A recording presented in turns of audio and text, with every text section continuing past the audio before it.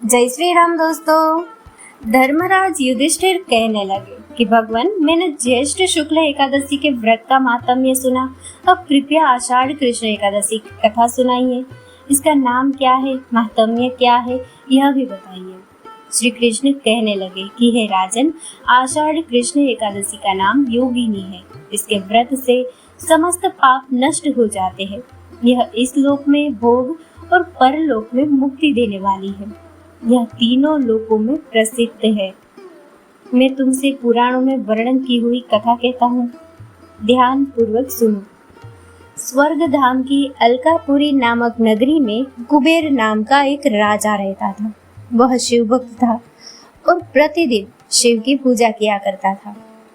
हेम नाम का एक माली पूजन के लिए उसके यहाँ फूल लाया करता था। हेम की विशालाक्षी नाम की सुंदर स्त्री थी।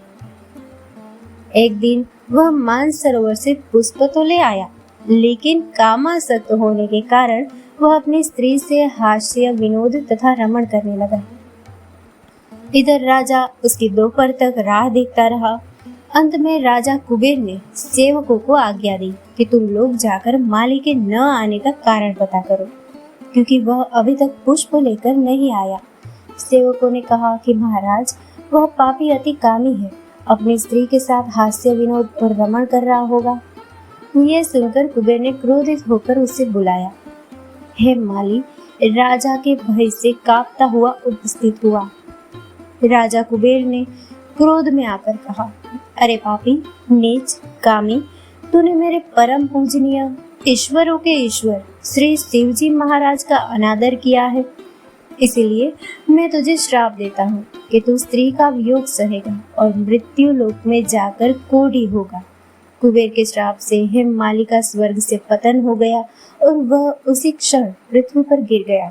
भूतल पर आते ही उसके शरीर में श्वेत कोढ़ हो गया। उसकी स्त्री भी उसी समय अंतर्ध्यान हो गई। मृत्यु लोक में आकर माली ने महान दुख भोगे। भयानक जंगल में जाकर बिना अन्न और जल के भटकता रहा। रात्रि को निद्रा भी नहीं आती थी, परंतु शिव जी की पूजा के प्रभाव से उसको पिछले जन्म की स्मृति का ज्ञान अवश्य रहा। घूमते घूमते एक दिन वह मार्कंडेय ऋषि के आश्रम में पहुंच गया, जो ब्रह्मा से भी अधिक वृद्ध थे और जिनका आश्रम ब्रह्मा की सभा के समान लगता था। हेममाली वहां जाकर उनके पैरों में पड़ गया। उसे देखकर मार्कंडेय ऋषि बोले, तुमने ऐसा कौन सा पाप किया है जिसके प्रभाव से यह हालत हो गई? हेममाली ने सारा वृतांत कह सुनाया। यह सुनकर ऋषि बोले, निश्चित ही तूने मेरे सम्मुख सत्य वचन कहे हैं, इसलिए तेरे उद्धार के लिए मैं एक व्रत बताता हूँ। यदि तू आषाढ़ मास के कृष्ण पक्ष की योगिनी नामक एकादशी का विधि पूर्वक व्रत करेगा तो तेरे सब पाप नष्ट हो जाएंगे।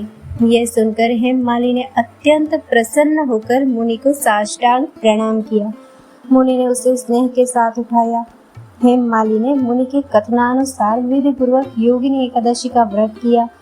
इस व्रत के प्रभाव से अपने पुराने स्वरूप में आकर वह अपनी स्त्री के साथ सुखपूर्वक रहने लगा।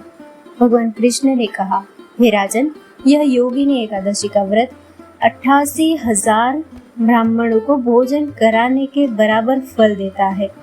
इसके व्रत से समस्त पाप दूर हो जाते हैं और अंत में स्वर्ग प्राप्त होता है।